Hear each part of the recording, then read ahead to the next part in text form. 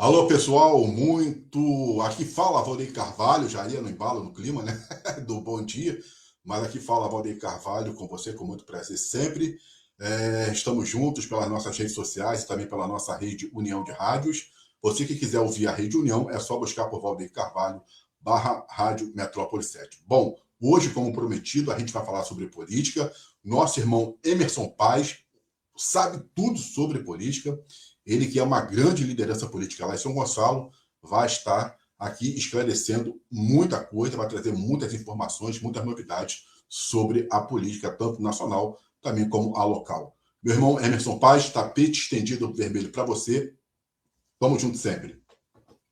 Valdeir, um abração. Sempre bom estar falando com você. Bastante tempo que nós não fazemos uma live. Queria mandar um abração para todos os amigos aí da Rádio Metrópole, aí, toda a galera, todos os ouvintes, todas as pessoas que estão aí nos assistindo. E é isso aí, né, cara? Vamos, que tem bastante coisa para falar. Então, irmão, pode ficar à vontade. O tema é todo seu. Bom, Valdeir, nós estamos vendo aí como se encontra o cenário político no Rio de Janeiro, né? Infelizmente, chegamos a um ponto, mais uma vez, de termos aí, né, governadores da nossa cidade, do nosso estado, mais uma vez envolvido na polêmica de corrupção. É muito triste você ver um estado como o Rio de Janeiro se encontrando dessa forma.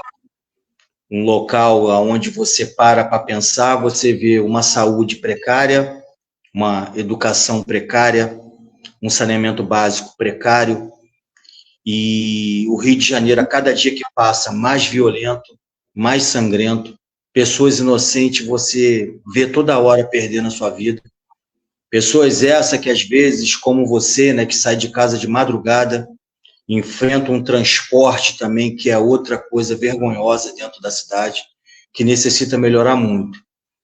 Na margem de campanha política dele, você vê números, né, extraordinários, que eu queria saber de onde eles tiram esses números.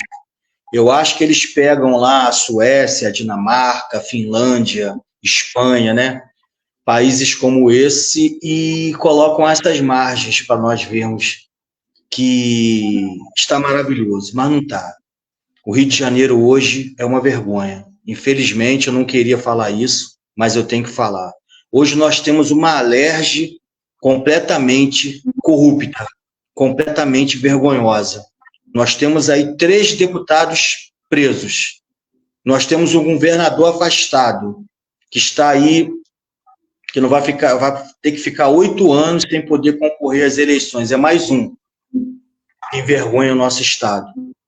E isso fere muito o povo sofrido, principalmente o povo de comunidade, que vem sofrendo aí com essas questões, porque cada dinheiro daquele desviado da saúde, da educação, de uma obra num asfalto, que você vê aí que tem estradas do Rio de Janeiro que são vergonhosas. E a quantidade de dinheiro desviada são gigantescas. Esse governador interino que se encontra aí, o Ricardo Couto, ele está fazendo uma faxina dentro do Estado, já chegou aí a mais de 2.000 pessoas exoneradas, perdão. Nós temos casos aí do Cefet, de outros locais aí que foram desviados muita verba, né? Nós temos escândalos de Banco Master, que também está afetando aqui no Rio de Janeiro, Crédito Sexta, que também vem afetando aqui no Rio de Janeiro. Esse dia mesmo uma senhora estava mandando mensagem para mim falando sobre isso. Então são desvios violentos. Aí daqui a pouco você vê uma escola fechada, como aqui em São Gonçalo, na nossa cidade de São Gonçalo, nosso município tem 20 escolas fechadas. Então isso é vergonhoso. Da mesma maneira que você vê ali o que está acontecendo no Rio de Janeiro. Você mora em local que você enfrenta dificuldades imensas com o transporte.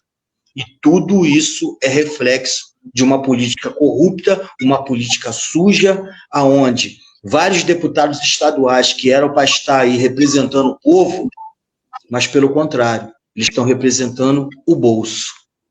E o que eu tenho para dizer para você é que o Rio de Janeiro hoje é uma vergonha nacional. Bom, é verdade, meu irmão. Concordo com você plenamente. E diante disso tudo que você falou, como que você está vendo os candidatos que nos foram oferecidos? Não é que a gente escolhe os candidatos, né? Eles nos obrigam a votar no que eles escolhem para a gente. Então nós temos o Eduardo Paes, o Douglas, eu acho que vai perder espaço para o Garotinho, e o Garotinho, né? E o Witzel também, que está aí, né? Uhum. Olha, Valdeir, eu sempre falei com você, né, lá quando nós fazíamos, né, aquele programa na rádio, onde você sempre me convidava para fazer participação lá especial, onde nós falávamos em política lá em Niterói, eu sempre falei que o Eduardo Paes era um cara super articulado na política, odiado por muitos e amado por outros, né? Muita gente odeia ele por ele ser um aliado do Lula. Mas em matéria de política, a política é articulação. E eu não vejo mais ninguém igual a ele articulado dentro da política. É um cara super preparado na articulação política. Tanto que, quando ele viu uma brecha, ele fechou logo com a família Reis, que é uma família muito forte dentro da política. O Garotinho, ele, né, durante um período da sua parte política, tanto ele como a esposa, tiveram envolvido em alguns escândalos, né? Mas aqui em São Gonçalo, nós gonçalenses, nós não temos o que reclamar dele. O Garotinho, ele fez muita coisa pelo povo gonçalense. Ele fez ali o restaurante, né, para as pessoas mais carentes, o restaurante popular. Ele fez estradas aqui que vai para Maricá, que vai lá para cima, que ficaram muito boas na época. Fez viadutos aqui para nós. Então, nesse quesito, nós não temos o que reclamar do Garotinho. Tem as questões deles particulares, onde tem alguns escândalos, mas ele está apto a assumir aí a qualquer momento, qualquer coisa que vier a acontecer na questão política, tanto como governador, deputado federal, sei lá. Parece que ele realmente é o candidato a governador. Outros estavam falando que ele viria como deputado federal, mas parece que o Partido Republicano, né, resolveu colocá-lo como o cara que vai disputar aquilo ali, que tem uma força muito grande, né, da Igreja Universal, né? O republicano é muito forte dentro da Igreja Universal, sempre elege deputados estaduais, federais, por aí vai. Então, eu não tenho o que falar dele, né? Ele é um cara que ele briga muito aí nessa questão aí com os outros candidatos, né? Eu não vejo ele atacar muito o Witzel. O Witzel é um cara que eu até me dou com ele, entendeu? Gosto dele. Ele chegou a começar a fazer um grande governo, pegou um período ruim, houve os escândalos do seu secretário de saúde, aonde teve aqueles hospitais de campanha, onde deixou a desejar, né? Mas é um cara que tem muitos seguidores, é um cara que teve uma grande surpresa na política. Quando ele veio brigando com o Eduardo Paes, ninguém falava dele. Ele era uma zebra, como diz na linguagem, né, dos vendedores. Ele era um rabeiro, e ele acabou chegando onde chegou. Então, é um cara também que pode surpreender muito na sua votação. Os demais que estão aí, o Douglas Ruas, eu acho que ele é um político que ele chegou agora e já quer sentar na janela. É diferente. Na nossa cidade, ele, por ser um representante do PL, deles falarem, né, o que eles falam, que eles representam, eu sempre falo para você, né, que o PL ele fala uma coisa que ele não cumpre. Em muitas ocasiões, não são todos, né? Tem muitos candidatos aí do PL, deputados federais e estaduais que são muito bons, como também tem outros representantes do Senado que são muito bons. Mas aqui no Rio de Janeiro, o PL é uma vergonha. Na nossa cidade de São Gonçalo, para mim, é uma vergonha. O PL é uma vergonha dentro da nossa cidade. Acho que o PL, ele hoje não tem moral dentro do Rio de Janeiro, em São Gonçalo, ele não tem moral para falar de ninguém. Vou ser sincero com você, porque os escândalos que vêm acontecendo dentro da Alerj, na nossa cidade de São Gonçalo, aonde teve empresas como a Pedreira, que foi beneficiada, contratos superfaturados, compras de materiais escolares superfaturados, o cara que declarou um patrimônio de R$1.200.000 na sua eleição, com 3 anos, uma empresa dele tem um lucro de 15 milhões, onde está sendo beneficiada por emendas parlamentares do Estado para a nossa cidade. Então isso é vergonhoso. É um cara que está sendo investigado pelo Ministério Público. É um cara que tomava a benção por Rodrigo Bacelar. É um cara que ele deixou bem claro que ele queria ver o Rodrigo Bacelar nas urnas para ele poder apertar o botão e confirmar. E hoje o Rodrigo Bacelar é isso aí que vocês estão vendo. Assim como o Thiago Rangel, assim como o TH Joias, que também estava na nossa cidade junto com o mesmo, fazendo campanha política. Então isso é uma vergonha. Aqui na nossa cidade foi prometida segurança. Hoje eles nem falam mais nisso. Eles colocam esse BO aí, não, isso aí é com o governo, não é conosco. Para que prometeu então? E hoje eles estavam falando a mesma coisa, falando sobre segurança. Eu acho que eles não sabem nem quem indicar para o Senado como deputado. Lançaram 3 pré-candidatos na nossa cidade para deputado estadual. 2 são vereadores e 1 é o vice-prefeito. Aí eu paro para pensar assim, né? Eles querem o voto do povo, o povo que eles aumentaram o IPTU na nossa cidade, numa porcentagem gigantesca, em áreas como o bairro Almerinda, onde eu moro, que não tem saneamento básico, não tem asfalto, não tem dragagem de rio, não tem poda de árvore, não tem iluminação decente, não tem tratamento de esgoto, e eles querem o seu voto hoje.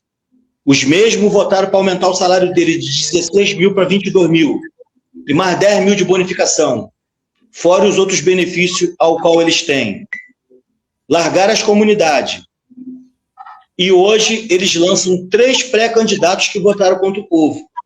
Então você vê, o povo vai parar, vai pensar, vai votar quem? Vai votar quem é funcionário. O governador interino, né, o Ricardo Couto, ele mandou cortar, o Tribunal de Justiça, através dele, né, mandou cortar 3 mil funcionários da Prefeitura de São Gonçalo, cabide de emprego, 3 mil funcionários.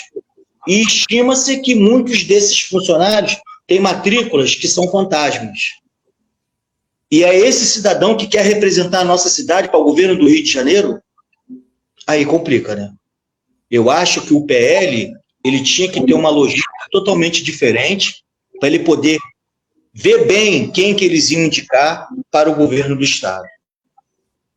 Mas só nesse pessoal todo do PL, da nossa cidade, e mais esses outros deputados, né, como eu coloquei lá na internet, mostrando para as pessoas, os deputados que votaram para soltar o Rodrigo Bacelar, mesmo sabendo que o cara está envolvido com várias coisas ilícitas. Vários deputados votaram para soltar ele. E o Douglas Ruas é mais um que é fechado com ele. Então, que crédito esse cidadão tem para nos representar? Qual o crédito que ele tem? É por isso que eu falo, ele é um político que chegou agora, que em 3 anos teve um enriquecimento, né, que é duvidoso, está sendo investigado, que isso pode acarretar em problemas futuros bem maiores, e é um cara que eu não vejo como um bom representante para a nossa cidade. E aí o Eduardo Paes, o Wilson Witzel e o Garotinho, creio eu que o Garotinho vai crescer mais nas pesquisas, porque o Garotinho, ele é um cara muito inteligente nessa parte política, ele deve ter alguma coisa guardada na manga, que ele não é bobo. Faltam 4 meses para as eleições e daqui a 2 meses ele deve soltar mais uma bomba daquelas que ele costuma soltar e arrebentar com as pernas de muita gente. Essa é a minha opinião em relação a eles. Não, e você sabe que assim que estava começando a se ter as informações dos candidatos para o governo do Estado, quando lançou o PL, o Douglas, eu achei estranho, mas a gente também tinha o governador, o ex-governador Cláudio Castro, que iria concorrer para o Senado. Essa era a intenção dele, concorrer para o Senado. E o afastamento do presidente da Alerj, o Rodrigo Bacelar, eu também achei muito estranho. Quando ele foi eleito e sem oposição, sem nada, aquilo ali foi muito estranho. E você vê que o PL ficou praticamente, dominou tudo. Tanto a Alerj, ali seria o faz-me rir do Cláudio Castro. Poderia fazer o que quisesse, que estava tudo já favorável a ele. Beleza. E aí depois tivemos essas informações, prisões e tudo que tem direito. E depois também a cassação do próprio ex-governador Cláudio Castro. Aí o que acontece? Quando eles falaram sobre o Douglas Ruas, eu achei estranho, mas até porque a base do PL dentro da cidade, dentro do estado do Rio de Janeiro, é São Gonçalo. E algumas cidades aqui da Baixada, antes também desse rompimento entre Washington Reis e o governador, então São Gonçalo e Caxias seria uma base estratégica para o PL. Mas aí com a saída do Washington Reis e com a ida dele para Eduardo Paz, ficou só São Gonçalo. Agora, o que acontece? Mas eu sempre vi Douglas assim, cara, como? De que forma? Pô, nunca administrou nada, filho do Capitão Nelson, foi eleito, lógico, porque o povo vai muito pela maquiagem, né? Eles conseguiram ludibriar o povo na maquiagem que eles fizeram em São Gonçalo. Tanto é que você falou, e quando eu vou a São Gonçalo, as comunidades estão largadas. E achei assim, falei, cara, o PL, que para mim sempre foi assim, um partido.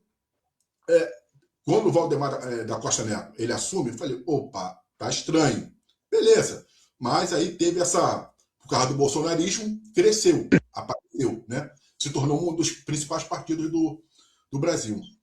Mas quando eles lançaram o Douglas Ruas, eu falei, é um tiro no pé. Porque, pô, sendo que eles queriam colocar o Douglas Ruas na presidência da Alerj para tentar esconder a podridão e trabalhar, não vou dizer, como se fosse a reeleição do Cláudio Castro em Douglas Ruas. Só que aí o STF, mais uma vez, assim como salvou o país naquela situação, agora também está salvando o Rio de Janeiro, fazendo com que esse governador que sai agora permaneça até outubro. Valdeir, eu vou falar uma coisa para você. Você, às vezes, pode achar que você não está sendo observado, mas você é observado o tempo todo. Muitas pessoas olham você, quando você mexe com a política, você muda a sua pessoa. Você é uma figura pública. E desde o momento que você se torna uma figura pública, você tem que saber muito bem o que você fala, aonde você anda, com quem você se envolve, quais são as suas relações, entendeu? Você tem que observar muito isso. E isso foi um grande erro do PL. Eu cheguei uma vez e falei com um amigo meu assim, falei, o PL está dominando tudo. Ele, você que pensa. Você não sabe as bombas que tem para estourar. Já está perto de estourar. Eu falei, sério? Ele falou, você vai ficar surpreso com tanta coisa que vai se arrebentar no Rio de Janeiro. E realmente, quando isso começou a estourar, eu falei, caramba, bem que fulano tinha falado isso comigo. Porque a sua conduta, ela mostra muito bem quem você é. Eu lembro uma vez que o Capitão Nelson, ele não se elegeu para deputado estadual por causa de 50 votos. E muitas pessoas estavam falando que eles estavam, assim, menosprezando pessoas que tiveram 200, 300 votos, não atendiam as pessoas, deixavam para uma outra pessoa atender, né, um assessor. Atende ele aí que hoje eu estou ocupado, eu estou numa correria e tal, isso, aquilo, e saía fora. Então, aquelas pessoas estavam se sentindo menosprezadas. Eu pensava comigo mesmo, falei, engraçado, o cara perdeu uma eleição por causa de 50 votos e hoje ele está menosprezando 300, 400. Será que hoje eles vão menosprezar 300, 400 votos com o que vem acontecendo, com a porcentagem que é gigantesca, né? O Eduardo Paz praticamente estão falando, eles estão investindo em propaganda dizendo que o Eduardo Paz despencou pela tabela na sua porcentagem política. Pelo amor de Deus. Todo mundo sabe que isso aí é uma propaganda que não cola. Se você for ver as empresas que fazem, né, esse processo político de votação, você vê que o Eduardo Paz está disparado em cima dele, deve ganhar no primeiro turno ainda. Porque, pelo que eu estou vendo, vai ser esmagado. A não ser se acontecer um milagre político como aconteceu na época com o Witzel, né? Só que hoje não tem o Bolsonaro, na época da ascensão, para poder levantar a imagem dele. Ele não tem nada que se levantar. Na cidade de São Gonçalo são escândalos em cima de escândalo. Nossa cidade é a penúltima em educação. Para você ter ideia. Nós somos péssimos colocados em saneamento básico. Das 100 cidades do Brasil, as 100 maiores cidades do Brasil, São Gonçalo é a 94ª em saneamento básico. Nós somos a cidade que tem o segundo maior custeio do estado, para você ver. Então, o que você vai esperar disso? Que números que eles vão mostrar para as pessoas? Eles não têm o que mostrar. Um cara que está envolvido com escândalo, empresas envolvidas com escândalo, a própria família do cara está toda envolvida com escândalos. Então, eles vão apresentar qual números para nós? Qual o crescimento que teve dentro da nossa cidade? Eles estão fazendo uma praça da Trindade, eu botei um vídeo lá falando sobre isso, que a reforma da praça vai custar mais de R$1 milhão. A Praça do Culubandê, aqui próximo a nós, aqui do bairro Merinda, só o projeto, o desenho da praça custou 3 milhões aos cofres públicos. E hoje a praça está lá largada, cheia de morador de rua, tomando conta dela. Então, são certas questões que eles colocam para as pessoas que não bate mais o número, não cola mais o número.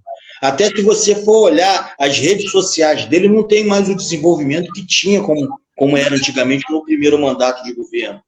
Eu sempre avisei as pessoas, nós avisamos as pessoas lá nos programas que nós fazíamos, quando eles prometeram que tirariam todas as barricadas de São Gonçalo, eu falei, isso é uma jogada política. Ele não pode nem prometer isso, isso aí é um assunto com o governo. Hoje eles jogam esse problema para cima do governo.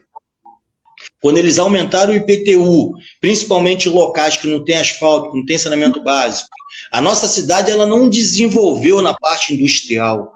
Não desenvolveu. Nós temos comércio, mas indústria nós não temos. As indústrias foram embora da nossa cidade. Fábrica de vidro, né? Fábrica de tinta, fábrica de papelão, fábrica de papel higiênico. Várias empresas foram embora da nossa cidade. Os nossos estaleiros eles não têm um desenvolvimento como tem os estaleiros de Angra, de Pernambuco, do Rio Grande do Sul. É uma área que era para estar bombando, que era para estar trazendo verba para a nossa cidade. Nós temos o Hospital da Mãe do Culubandê, que desde 2014, aquilo lá está um esqueleto, onde foi investido 43 milhões ali. Estima-se que 8 milhões foram gastos ali, o restante ninguém sabe o que foi feito com aquele dinheiro. O meu filho, ele nasceu em Niterói. Era para ter nascido naquele hospital ali, próximo da minha casa, mas eu tive que levar o meu filho para nascer em Niterói.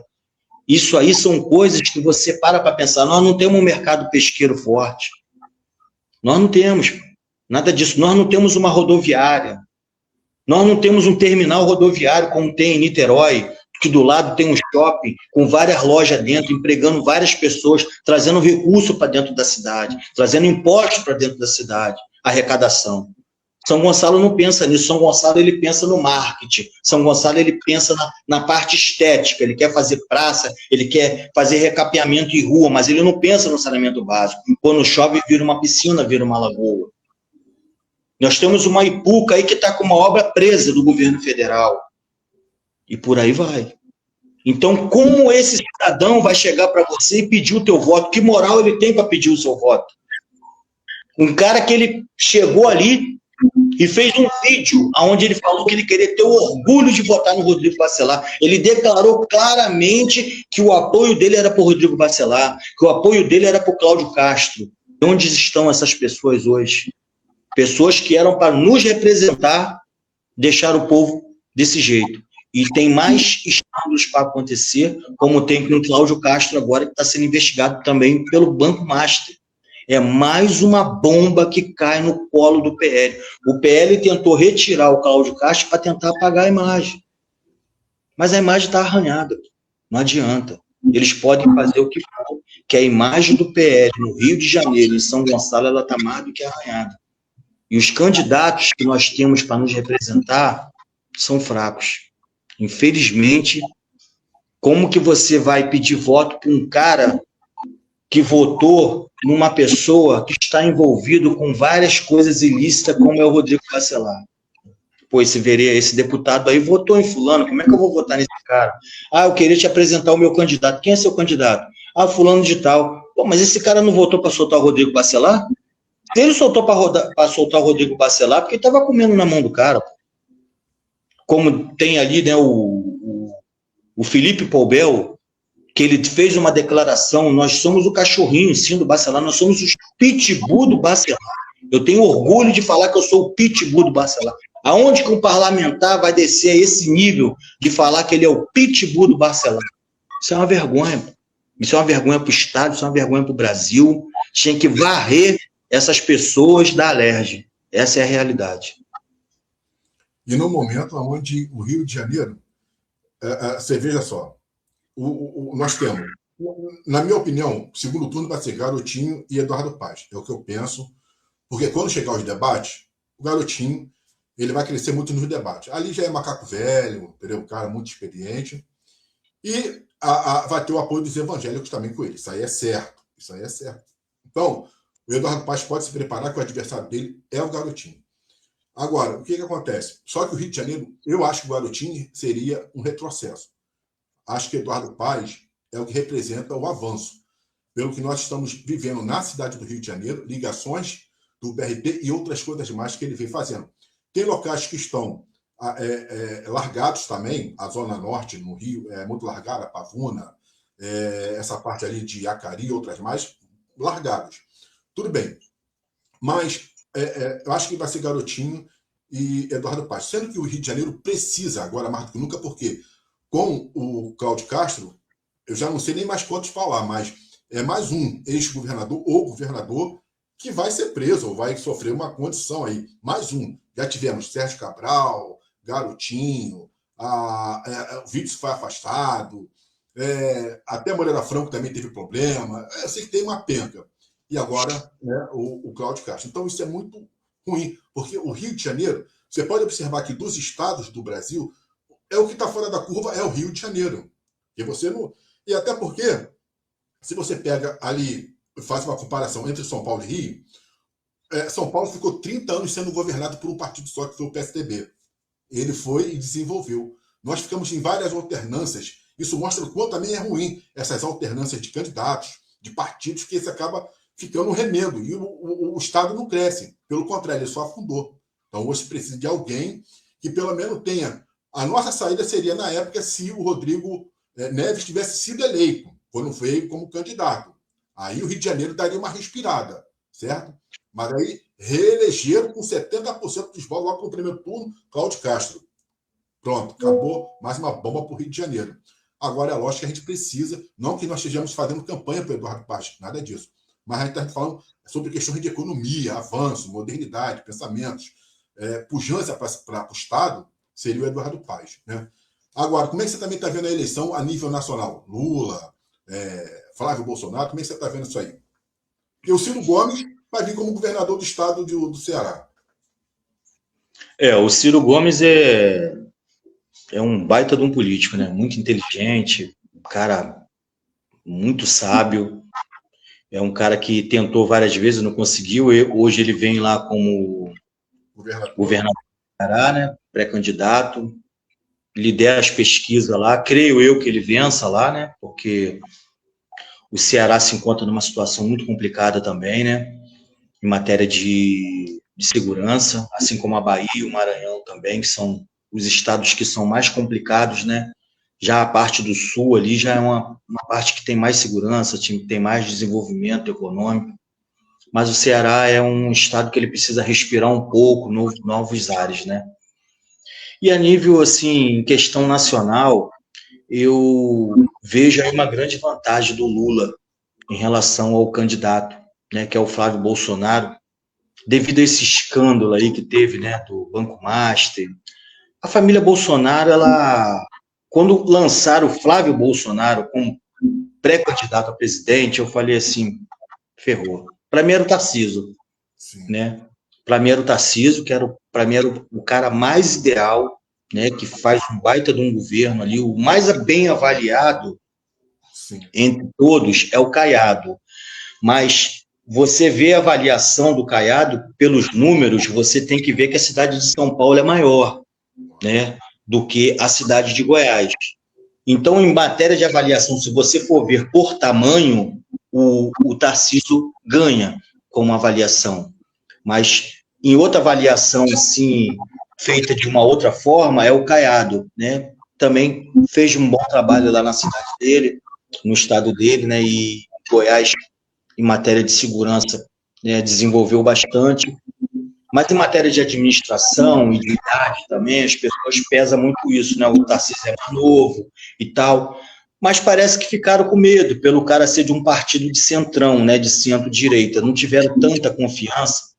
E creio eu que a família Bolsonaro é uma família que ela não, falando português, claro, não quer deixar de morder o osso. Essa é a realidade, não quer largar, né, as ideologias deles. Então o Bolsonaro lançou o filho dele. Eu falei assim, tiro no pé, tiro na cabeça, eu vou ser sincero. O Flávio tem um histórico ruim. O Flávio tem um histórico péssimo de envolvimento com a milícia, todo mundo sabe disso. Condecorou vários policiais aí que fizeram vergonha dentro da polícia militar, como Queiroz, né? Como o Adriano, que foi morto na Bahia na troca de tiro. Então ele já tem esse histórico ruim. O cara que é um senador, que ele compra uma mansão de 6,5 milhões de reais, complica você. O cara que tem uma fábrica de chocolate, né, uma fábrica, perdão, uma loja dentro de um shopping de chocolate, que ela vende a mesma coisa que a Nestlé e a Garoto, é uma coisa absurda. Né? Então, são essas coisas, as denúncias de rachadinha. Então, ele já tinha um histórico ruim nas suas costas, sabia que eles iam ser metralhados em relação a isso. O Lula vê esse histórico aí, né, do que aconteceu no passado, na época de mensalão, petrolão, aquelas coisas todas. Mas o Lula ele é muito forte no Nordeste. O Nordeste, com todos os problemas e defeitos, o Nordeste ama o cara, o Nordeste gosta do cara. Tanto que, se você for parar para pensar e olhar os números nas pesquisas de votação, o Lula teve 22,5 milhões de votos no Nordeste. O Bolsonaro teve 5 milhões. Foi esmagado no Nordeste. Entendeu? Então o Nordeste ele gosta do Lula, ele abraça o Lula. Não adianta você querer fazer uma campanha contrária, que aquilo está lá, está enraizado nas pessoas do Nordeste.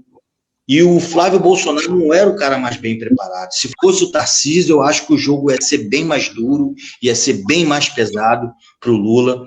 Mas eu acredito que o Lula vai ganhar essas eleições. Não vai ganhar no primeiro turno, porque eles estão apertando ali, mas ele já teve uma margem de caída muito grande depois desse cenário que houve aí, né, do lance do Banco Master, onde ele pediu o dinheiro emprestado ao Daniel Vorcaro aí, que ele cobrou, né, aquele valor do filme.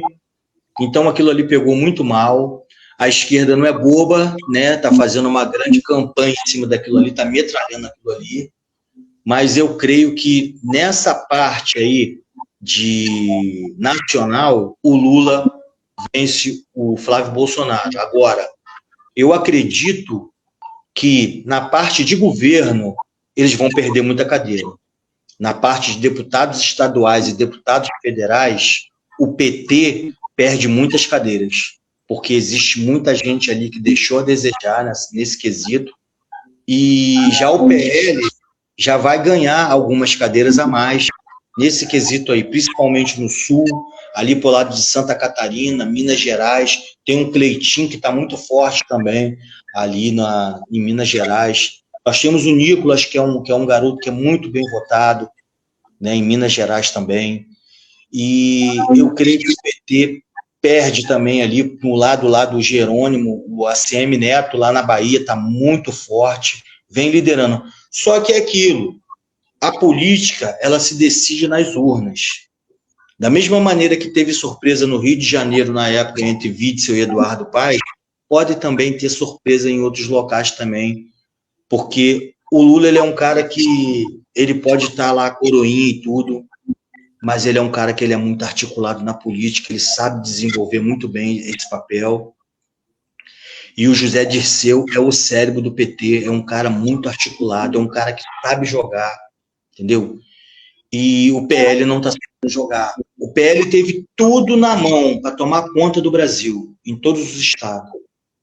Mas o que eles falaram que eles levantavam a bandeira se mostrou o contrário.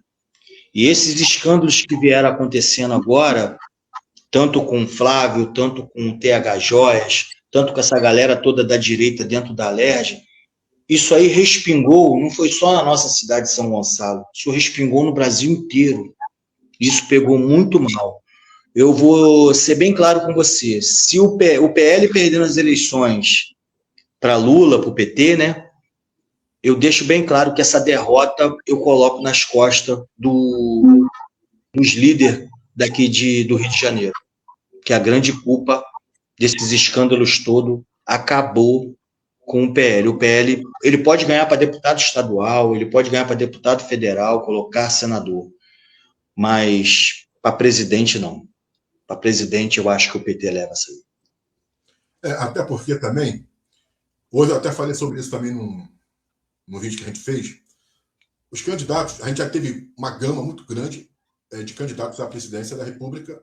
Em 89, então, nem se fala, foram 22 candidatos e com pessoas pensantes. Você tinha ali pessoas que tinham representações. Hoje, se você for pensar, Caiado, que também disputou lá em 89 e perdeu para o Collor. Mas Caiado, Zema, esse filho do Ratinho, outros tantos aí, você fala, cara, que tragédia, que lástima nós estamos vivendo na questão de uma oposição a Lula, né? Incluindo também Lula, e uma vez que nós ficamos sem o Ciro Gomes, que se apresentou 4 vezes e foi rejeitado, e é o que melhor nós tínhamos para o Brasil. O melhor que tinha era o Ciro Gomes. O Brasil cometeu um erro gravíssimo em não ter colocado esse cara na presidência da República, entendeu? Porque a gente não conseguiu, mesmo você botando PT ou PL, você não mudou o sistema de modelo, o modelo econômico, você não mudou o sistema, você continua seguindo a mesma risca. Então, eu vejo Caiado, esse Zema, o próprio Flávio. Cara, quando o Flávio foi escolhido, eu falei, já entregaram para o Lula a presidência. Eles preferem perder as eleições para o Lula do que entregar a presidência ao governador de São Paulo, ao Tarcísio, porque com medo do Tarcísio traí-los. Você vê o pensamento dos caras, entendeu? Melhor o inimigo mais do que vamos ficar aqui com, igual você falou, com o osso, vamos continuar roendo o osso. A que ponto nós chegamos? Então você fala assim, cara, o Brasil está péssimo. E o Lula está tendo como o seu maior cabo eleitoral também o Donald Trump, que está jogando a reeleição do Lula. Fala, toma aí, mata nos peitos. Por quê? Todas essas taxações, essas ações que vem tendo, e esse discurso de que o Brasil é nosso, cara, logicamente que o PT, nas eleições, vai entrar com essa artilharia, vai dar certo, por causa de quê? Porque a gente entende que realmente o que eles fizeram, a família Bolsonaro fez, ir lá aos Estados Unidos, falar com o Trump, pedir o tarifaço, jogaram contra o Brasil, pô. Certo? E aí a bandeira vai ser: o Brasil é nosso, e vai colar, cara. Porque tem muita gente hoje que tem rejeição à família Bolsonaro pelo que eles estão fazendo lá nos Estados Unidos, ferrando o Brasil. Olha, Valdeir, eu vou falar uma coisa para você. Eu estava até conversando com a minha esposa hoje, falando sobre essas questões. Eu falo assim, tem horas que você não tem que ficar batendo. Tem horas que você tem que apresentar os seus projetos e os seus trabalhos. Não é verdade? Você tem que fazer o quê? Eu sou candidato a presidente da República, eu inaugurei o hospital no estado tal, eu fiz a estrada de 400 quilômetros em tal lugar, eu fiz a ponte em tal lugar, eu inaugurei a escola em tal lugar, eu inaugurei a escola técnica em tal lugar, eu criei não sei quantos empregos, eu abri tantos estaleiros, mas tem a pessoa que ele não tem o que apresentar, ele só fica acusando o candidato de coisas que aconteceram no passado. Eu conheço pessoas que eles só sabem falar mensalão, petrolão e agora INSS. Entendeu? Eles só sabem falar essas questões. Então, esse não é o momento de você ficar na acusação. Às vezes é muito mais bonito você chegar e falar assim, eu calcei 10 ruas no meu bairro. Entendeu? Eu fiz uma escola, eu fiz um campo para as crianças, eu fiz uma quadra para as crianças, eu desenvolvi um projeto para as crianças. E o que eles estão fazendo? Eles foram até os Estados Unidos para colocar o Comando Vermelho e o PCC como grupo terrorista. Bom, isso é um direito deles. Mas se você for parar para pensar, no Brasil não tem só o PCC e o Comando Vermelho. No Brasil tem a milícia e o Terceiro Comando. Então, por que essas questões também não foram relacionadas? Já que a moda deles seria combater o crime, né, como eles estão falando. Eles tiveram 4 anos para poder fazer esse projeto. Mas por que vai fazer esse projeto agora faltando 4 meses para as eleições? Então, quem conhece um pouco de política, quem entende um pouco de política, pô, isso aí não cola. Pô. Isso não cola. Pô. É a mesma coisa você chegar faltando 4 meses para as eleições, um cara que nunca falou em segurança, aí ele vai chegar para você e vai falar para você, não, nós vamos combater. Ó, pode sair fora porque o bicho vai pegar para vocês, como eles estão falando aí em cima de um palanque. Ué, mas por que não falou nisso antes? Tiveram 4 anos para falar nessas questões. Aí colocaram agora a votação para diminuir a idade. Beleza, pode botar até 14 anos. Se está fazendo besteira, tem mais é que ser preso mesmo, como acontece em outros países. Mas agora eu falo para você, faltando 4 meses para as eleições, aí a pessoa quer colocar isso em votação, por que não colocou antes? Por que não tratou dessa forma antes? Aí eu vejo as pessoas ali pegando o vídeo e acusando fulano. Aí sabe o que o cara está fazendo? O cara está entregando uma escola, o cara está entregando 2.000 casas para quem está precisando, o cara está fazendo uma ponte que atravessa de um estado para o outro, o cara está fazendo uma estrada que está beneficiando o caminhoneiro de um lado para o outro. É como eu falo, tem um candidato aqui da nossa cidade, ele inclusive ele é até da esquerda, ele fica o tempo todo falando mal de fulano, de Beltrano, não sei o que. Eu falei, gente, por que não apresenta o projeto? Por que não apresenta o que ele fez? Eu mandei uma emenda parlamentar de 2 milhões para a saúde, de 5 milhões para a saúde. Eu mandei tantas viaturas para o batalhão. Eu mandei não sei quantos fuzil lá para poder ajudar no combate ao crime para o batalhão X. Ah, não. Esse não é o momento de você ficar trocando acusações. Esse é o momento de você mostrar suas ideias. Mas tem ideias que são absurdas, como essa. Foi até os Estados Unidos, pediu para colocar as facções, né, como um grupo terrorista, conseguiram, mas achando que aquilo ali ia dar um desenvolvimento na sua campanha, porque a campanha tinha arriado e não levantou. Pelo contrário, as pessoas falaram que isso aí está usando isso aí como malandragem.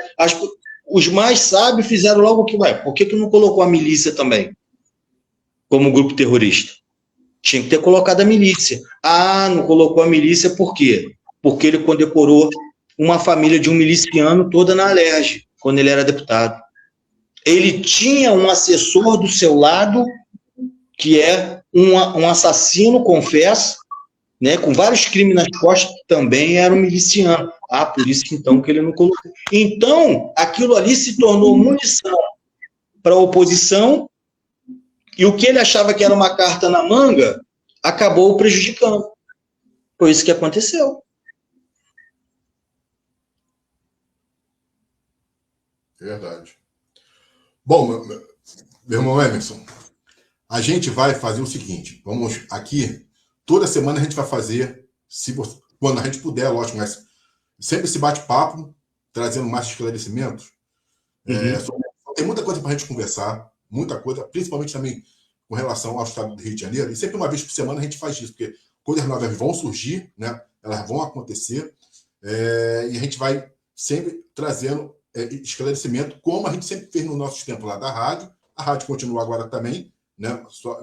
Desse jeito também, a gente hoje é mais fácil, porque a gente faz online, né? E quer dizer, mas toda semana a gente vai sempre trocar essas ideias, essas informações, porque conversar contigo sempre é muito bom, esclarecedor, e ajuda muita gente aí a enxergar o que ainda não está enxergando. Entendeu? Valdeir, eu sempre gostei de fazer programa contigo, né? É um cara que gosta de falar de política também, gosta de falar de coisas boas, né? Nós somos gente de bem, gente de família, a gente gosta de passar os nossos conhecimentos, né, que nós temos para as outras pessoas. Isso é muito importante, que muitas pessoas, às vezes, estão perdidas, né, em quem votar, em algo que, às vezes, ela escutou distorcido, e nós estamos aqui sempre para falar a verdade, sempre para esclarecer. Nós sempre deixamos bem claro que nós somos do lado do povo. Em primeiro lugar, nós sempre fomos do lado do povo, antes de ser de um partido. Claro que eu posso representar um deputado, um senador, como você também pode representar um deputado, um federal, estadual, um governador. A gente, claro, tem um mérito para dar para alguém também, porque existem políticos que são corretos, Existem pessoas, tanto da esquerda como da direita, que fazem um grande trabalho dentro do Estado, dentro do país. E nós temos que bater palmas para eles. Mas existem muitos escândalos e nós estamos aqui para mostrar a verdade para as pessoas. E, graças a Deus, eu e você sempre conseguimos fazer isso. Muito bem. Eu sempre te dou os parabéns pelo seu programa, pela sua força de vontade de mostrar a realidade para as pessoas em todos os programas que você faz, tanto na parte de política, como na parte artística também, que você fala muito de artista também. Isso é um trabalho muito importante, porque nós levamos para as pessoas um conhecimento, nós levamos para as pessoas a verdade, a realidade do que acontece dentro do nosso Brasil. É isso aí. Eu só tenho que te agradecer a cada convite que você faz. Às vezes não dá, tem uma correria aqui, outra ali, né? Ou acontece alguns imprevistos, mas sempre que puder nós vamos fazer sim, uma vez por semana. Mas não é convite, porque você é uma parte permanente. Pô, imagine, há quanto tempo nós estamos juntos, né? E o que acontece? Pô, se não fosse por você, também eu estaria ferrado, certo? Então, quer dizer, não é um convite. Só que a gente fazemos parte de uma equipe, nós somos uma equipe, e às vezes por questões a gente não consegue toda hora pela correria, né? Mas agora a gente vai firmar esse propósito. E eu faço também essa menção honrosa a você, porque você, além de um grande amigo, é um cara que, pô, eu sempre falo, cara, conhecer política igual a você, ainda tô para ver, entendeu? Tô para ver um cara que consegue discursar muito bem sobre política e tem um raciocínio claro e lógico, entendeu? Então, eu agradeço a Deus pela sua amizade e também por você fazer parte da nossa equipe e estar sempre com a gente. Tá bom, meu irmão? Então, semana que vem nós vamos estar juntos. Eu agradeço muito, né? Desde o primeiro convite que você me fez, quando a gente pegou a amizade, né? Sim. Quando eu estava lá acompanhando aquelas obras lá na rua dos seus familiares, né? Que eu fiquei muito feliz daquela obra ter chegado lá. Nós pegamos uma amizade ali, temos essa amizade de anos, né? Você, para mim, é um irmão que eu ganhei, né? Que eu respeito muito, gosto muito. Claro que às vezes a gente tem nossas brigas também pelas nossas ideologias, que às vezes você fala de uma coisa que eu não concordo, isso é uma coisa que é super normal entre irmãos, e você é um irmãozão que eu ganhei, considero você pra caramba, e é isso aí, cara. Para você, eu desejo todo o sucesso do mundo, que Papai do Céu te abençoe a cada dia, você, toda a sua família, né, o seu irmão também, que eu conheci, que é pessoa bacana pra caramba, e é isso, irmão. Vamos continuar aí fazendo nosso trabalho, um ajudando o outro, um passando conhecimento para o outro. Esse conhecimento que eu tenho da política, às vezes até eu fico assim meio, sabe, abismado de ter, porque é uma coisa que eu sempre odiava, que eu não gostava, mas às vezes a política está dentro de você e você não sabe. Então eu procuro sempre estar pegando conhecimento para mim poder passar as coisas para as pessoas ficarem cientes do que vem acontecendo. E o mesmo eu vejo de você. Então, irmão, um abração, que Deus te abençoe, rica e abundantemente. Amém. E a você também, a toda a sua família. Forte abraço, meu irmão. A gente vai ver, na semana que vem, acho que o Brasil joga quarta. Se o Brasil jogar quarta-feira, a gente faz na quinta, que a gente faz também o pós-jogo do Brasil, da seleção brasileira. E acho que ele vai estrear sábado. Vamos falar. Então, e se ele estrear sábado, a gente vê quando vai ser o próximo jogo. Se for quarta, a gente faz na quinta-feira uma live, fala da política e também do pós-jogo da seleção. Tá bom? Tá bom, meu irmão. Um abraço, tá? Forte abraço, irmão. Fica na paz. Um abraço para todos aí também. Tá, valeu.